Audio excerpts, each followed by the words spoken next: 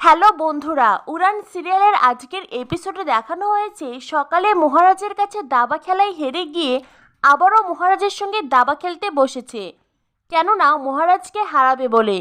ছেলেটি মহারাজকে বলে, সকালে তুই আমাকে হারিয়েছিস আর এখন আমি তোকে হারাবো, আর তারপর তোর কাছ থেকে 20,000 টাকা নেব।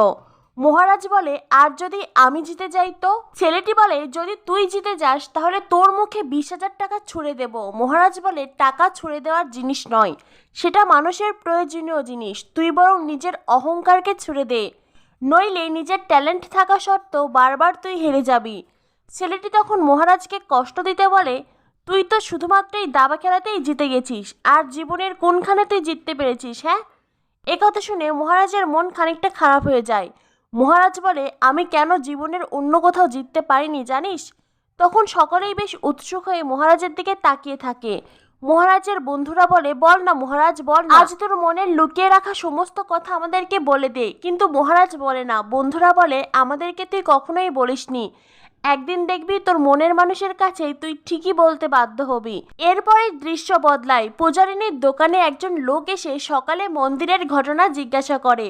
পূজারিনী বলে, আর কি বলবো তোমায়, মন্দির থেকে একজন বিয়ের কনেকে ওই গুন্ডাটা তুলে নিয়ে গেল, আর যাওয়ার আগে কিনা আমার গলায় মালা দিয়ে গেল। তখনই সেখানে সুদখোর নস্কর আসে। নস্কর এসে পূজারিনীকে বলে, আমার পূজারিনীর গলায় আমি ছাড়া আর কে মালা দিয়ে গেল শুনি? পূজারিনী বলে, তুমি এখানে? লোকটি বলে, তোর বাবা আমার কাছ থেকে সুদে টাকা ধার নিয়েছিল, তো সেই টাকা কবে ফেরত দিবে? পূজারিনী বলে, তোমার টাকা ফেরত দেওয়ার সময় এখনো আসেনি, সময় হলে ঠিক পেয়ে যাবে।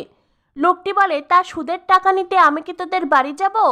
পূজারিনী বলে, আমাদের বাড়ি যাওয়ার কোনো প্রয়োজন নেই, সঠিক সময়ে তোমাকে তোমার টাকা আমি দিয়ে দেব। এদিকে মহারাজের বন্ধুরা মহারাজকে বলে ড্রিঙ্ক করতে, কেননা একজন বন্ধু জব পেয়েছে। মহারাজ বলে, এমন একটা ভাব নিচ্ছিস মনে হয় আজ তুই বেতন পেয়েছিস। তখনই আরেকজন বন্ধু বলে, মহারাজ চল না চল না, এমন তো নয় তুই মদ খাস না, আর তাছাড়া আজকে সকালে দাবা খেলায় তুই জিতেছিস, সেই আনন্দে অন্তত আমরা আজ মাস্তি করব। এরপরে মহারাজ রাজি হয়ে যায়। বন্ধুরা হই হই করতে করতে মহারাজকে নিয়ে যায় পার্কে। মদ খেতে খেতে মহারাজ তার এক বন্ধুকে বলে, তোরা যে বললি মাস্তি করবি, এই কজনে কি মাস্তি হয় নাকি? আরেকজন বন্ধু বলে, শানুটার তো আসার কথা, সেও তো এত সময় আসছে না।